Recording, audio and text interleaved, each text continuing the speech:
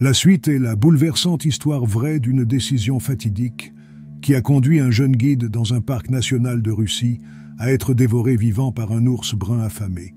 N'oubliez pas de mettre un pouce en l'air et de vous abonner. Voici la terrifiante attaque d'ours sur Mikhail Gorin. Bienvenue sur Férocefin. Le 21 juin 2021, le jeune Mikhail Gorin, âgé de 16 ans, aidait des voyageurs à explorer le parc national d'Iraki, situé dans les montagnes de Saïan, en Sibérie. Ce lieu est une destination touristique pittoresque, offrant des montagnes rocailleuses et des chutes d'eau vertigineuses. L'été est la seule période de l'année où cette province est facilement accessible aux touristes. Des animaux tels que le léopard des neiges, l'élan, le sanglier et les loups font partie des plus grandes populations qui habitent cette région austère. Toutefois, le plus impressionnant de ces prédateurs est le redouté grizzly russe.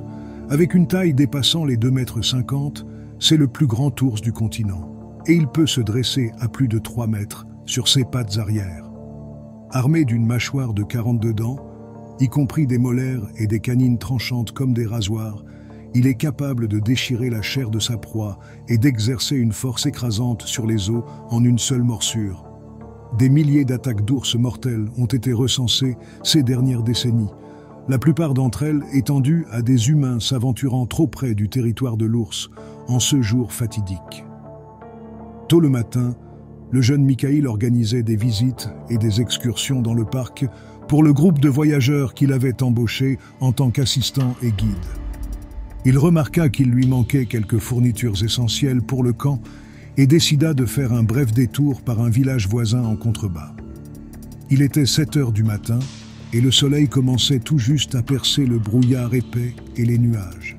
Le chemin vers le village traversait une forêt qui restait gelée la majeure partie de l'année. Le jeune homme saisit son sac à dos et s'élança vers le village, espérant revenir à temps. La fraîcheur du brouillard matinal avait étouffé le bruissement des feuilles qui recouvraient le sol de la forêt. Il était rare pour lui de se lever si tôt et il venait tout juste de commencer son nouveau travail de guide dans le parc. Mikhail marchait entre les grands arbres de la forêt, son pas seulement interrompu par le chant d'un oiseau qui rompait le silence. Après seulement quelques minutes de marche, il entendit un grognement sourd au loin qui fit dresser ses oreilles. Il était conscient du danger des attaques d'animaux dans la région, mais il n'en avait jamais rencontré. Le jeune homme jeta un regard en arrière, essayant de percer le brouillard matinal pour voir au loin, mais il n'y avait rien. Il accéléra le pas, marchant résolument en avant, attribuant tout bruit qu'il entendait à un cerf ou un élan occasionnel qui pétrait dans la forêt. Puis il entendit à nouveau le grognement, cette fois beaucoup plus proche derrière lui, accompagné du bruit de pas qui s'approchaient. Le jeune garçon jeta un rapide coup d'œil en arrière et ce qu'il vit le figea sur place. De terreur, une immense silhouette de fourrure brune émergeait entre les arbres.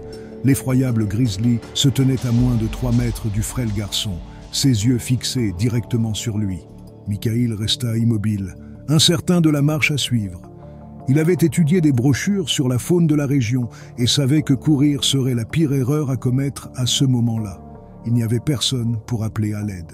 Il n'y avait que l'imposant ours et le petit garçon, entourés de kilomètres de forêt de chaque côté. Le cœur de Mikhail battait la chamade, car chaque pas en arrière était suivi d'un pas en avant de l'ours. Dans son désespoir, il leva les yeux vers les arbres, espérant pouvoir grimper pour se mettre à l'abri. Mais les branches ne lui offraient aucune prise. L'ours, sentant la vulnérabilité du garçon, se précipita sur lui avec toute sa force. Les grizzlies peuvent se dresser sur leurs pattes arrière et aiment achever rapidement leur proie par un puissant coup dans la nuque pour les paralyser avant de les dévorer. L'ours bondit sur Mikhail, le plaquant sous ses pattes. Le petit garçon poussa un cri de douleur lorsque le poids massif de l'ours s'abattit sur son corps frêle. Le prédateur gronda et visa la nuque, ses canines acérées s'enfonçant profondément dans la chair de Mikhail. Mikhail ne put opposer aucune résistance et mourut en quelques minutes. L'animal l'a traîné au plus profond de la forêt et lui a ouvert le torse pour en dévorer les entrailles. Plusieurs heures s'étaient écoulées et les touristes du camp se demandaient où était passé le garçon. Malgré les recherches et les appels à son nom, il n'y avait aucune trace de Mikhail. Le camp étant situé près de l'entrée de la forêt, Ils s'aventurèrent à l'intérieur pour le chercher. Quelques minutes plus tard seulement, ils découvrirent quelque chose qui confirmait la tragédie brutale. C'était le corps à moitié dévoré du garçon, qui ne pouvait être identifié que par sa chemise qui gisait au loin, à côté des arbres. Horrifiés par le sort cruel du garçon, ils ont tenté de comprendre ce qui s'était réellement passé. Quelques instants plus tard, ils ont remarqué le grizzly dans la forêt, qui surveillait sa victime.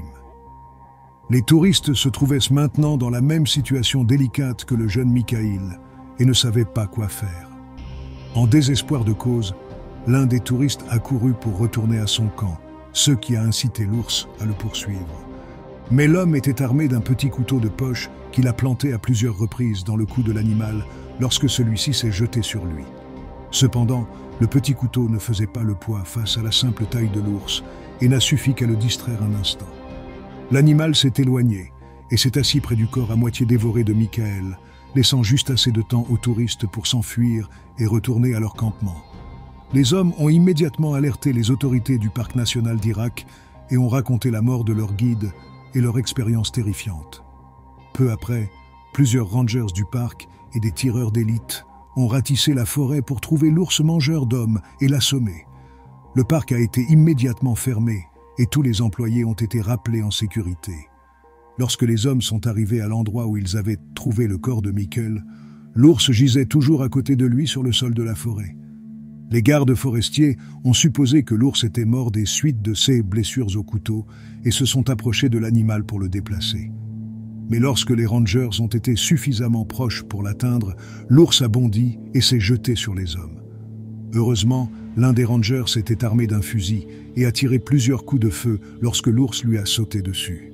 Après avoir reçu plus de 7 balles dans la tête et la poitrine, l'ours est finalement mort. Les touristes ont regardé le corps du garçon qui ressemblait à une carcasse déchiquetée et ont réalisé à quel point ils étaient chanceux d'avoir échappé à l'attaque avec seulement quelques coupures et contusions. L'attaque était le résultat d'une série de coïncidences qui s'étaient soldées par la mort cruelle du garçon. La persistance des hivers glaciaux avait contraint les grizzlies à descendre dans les forêts plus proches des habitations humaines à la recherche de nourriture. Cela les a amenés à croiser plus souvent le chemin des humains, ce qui a réduit leur peur naturelle et augmenté leur tendance à considérer les humains comme des proies. Le changement climatique avait également affecté leur régime alimentaire naturel et perturbé la chaîne alimentaire naturelle de leur habitat. En ce jour fatal, c'est la décision de Michael de prendre un raccourci à travers la forêt pour rejoindre le village, plutôt que d'emprunter le chemin balisé par les autorités du parc pour contourner la forêt qui a scellé son destin. La nouvelle s'est répandue à une vitesse fulgurante et a incité à prendre des mesures pour éloigner les habitations humaines des zones à ours afin d'éviter une nouvelle attaque mortelle. Mais Michael, âgé de 16 ans, n'a pas eu cette chance. Son corps à moitié dévoré et presque méconnaissable a été ramassé et enterré dans un cimetière voisin. Sa famille était dévastée par la perte de leur fils, qui était sorti à un si jeune âge pour gagner sa vie et les soutenir, mais qui a tragiquement rencontré sa fin prématurée.